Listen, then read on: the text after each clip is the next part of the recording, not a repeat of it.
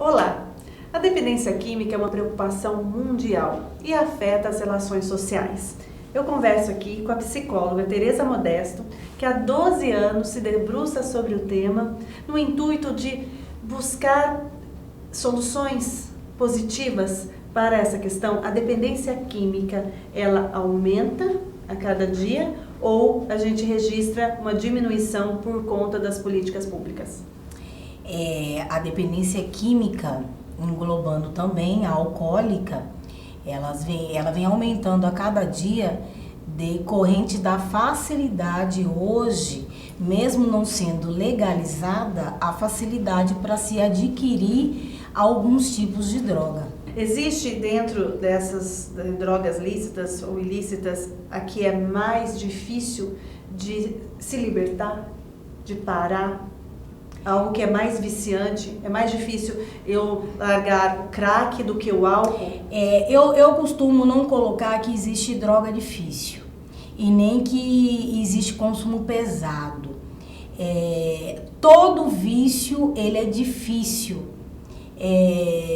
de se deixar. Todo vício, independente de qual vício seja. Porque ali requer muito mudança de comportamento, é um trabalho onde depende muito do paciente. O profissional ele entra ali para auxiliar, para ajudar, mas o paciente, o usuário, ele precisa ser muito mais ativo. E quando ele não quer e a família o obriga a buscar ajuda, tem algum reflexo positivo? Mesmo ele não querendo, eu não quero, eu estou aqui porque a minha família me obrigou. Dentro da minha experiência com internações involuntárias, a gente percebe o seguinte: a família muitas vezes ela precisa tomar essa medida drástica, porque esse usuário ele coloca em risco a própria vida e de outras pessoas. Vira um suplício dentro daquela casa. Não só dentro de casa, como dentro da sociedade como um todo. Então, às vezes a atitude de uma internação involuntária, ela é necessária. Agora, é papel fundamental dos profissionais que depois vão acompanhar esse paciente, de trazer para esse paciente a percepção de que ele estava tendo um problema, que a vida dele estava totalmente fora de controle e que ele precisa mudar aquilo ali. Hoje a dependência química, pela Organização Mundial de Saúde, ela é uma doença crônica, assim como o diabetes. O diabetes existe cuidados e acompanhamentos e principalmente a vigilância do usuário. Você partiu para essa área a partir de uma experiência pessoal dentro da sua família, atuou em centro de recuperação e aí veio a inspiração para ter o seu próprio espaço de recuperação. O que é essencial quando se pensa em um centro de recuperação? É trabalhar o paciente como um todo e principalmente dentro da sua individualidade. Quando desafio, né? Quando a gente pensa nesse mercado. Hoje são poucos os lugares que são gratuitos. E o número de pacientes, de usuários estão crescendo cada vez mais. A gente tem em Cuiabá a Ilha da Banana, ficou famosa ali, fica entre o Morro da Luz e a Igreja de São Benedito, aquela região que está em processo de desapropriação por conta do VLT, mas ali hoje é um reduto de dependentes químicos. Estima-se que mais de 200 pessoas estejam morando ali, consumindo drogas, e também pode ser um espaço de comércio de drogas? Ali na Ilha da Banana, como denominaram aquele espaço, ali existe usuários, existe traficantes, existe moradores. Ali, na verdade, não é um ponto somente de usuário. E fazer uma demolição daquele lugar para que aquilo ali pare esse tipo de situação no meio do centro de Cuiabá, e ali está em frente a um ponto histórico de Cuiabá. Na verdade, é fazer com que aqueles usuários se migrem para outro lugar. Não adianta você simplesmente tirar o usuário daqui achando que o problema vai acabar. Eu chamo isso de limpeza da cidade. É uma limpeza somente que está fazendo. Superficial. É superficial, porque eles acabam migrando para outro lugar. O que precisa se fazer é se incentivar e focar muito na questão do tratamento, não só o tratamento, como também a reinserção desses pacientes que vão ter após a alta.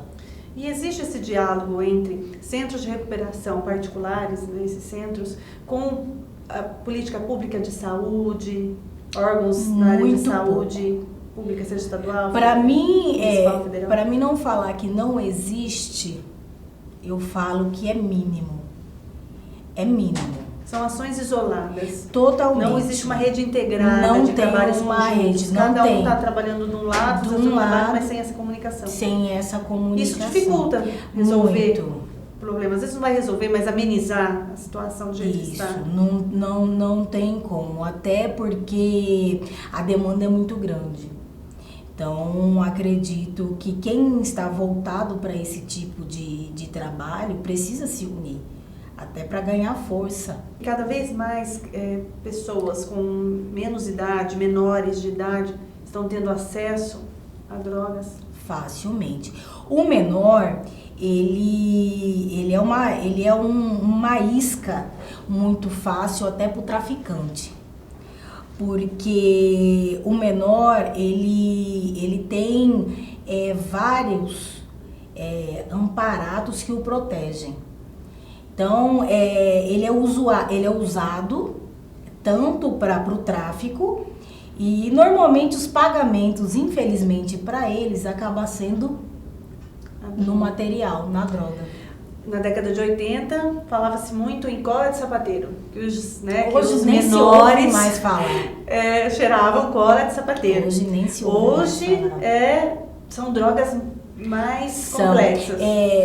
Hoje, antigamente também, não muito tempo atrás, quando a gente conversava com um usuário de droga, colocava para ele qual que foi a primeira droga que ele experimentou, ele começava lá no cigarro, no tabaco. Aí ele vinha com álcool e aí ele vinha com a maconha. Hoje a gente vai conversar com usuários, muitos já começaram diretamente no crack.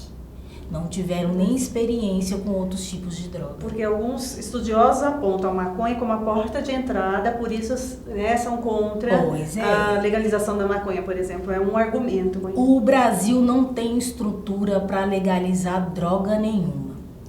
Os países onde drogas são legalizadas, eles oferecem estrutura de tratamento. A nossa realidade está aí. Não tem estrutura de tratamento. Então, como que você vai legalizar uma droga? Uma outra questão. Em uma palestra, um delegado abordou um tema sobre o uso do narguilé. Que os jovens estariam até colocando substâncias ali misturado para dar esse efeito psicodélico.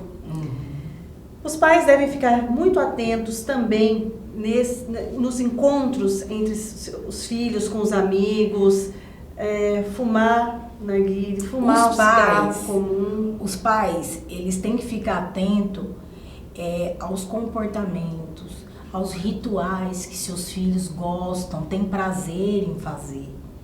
Porque o uso de droga, ele está acompanhado a tudo isso.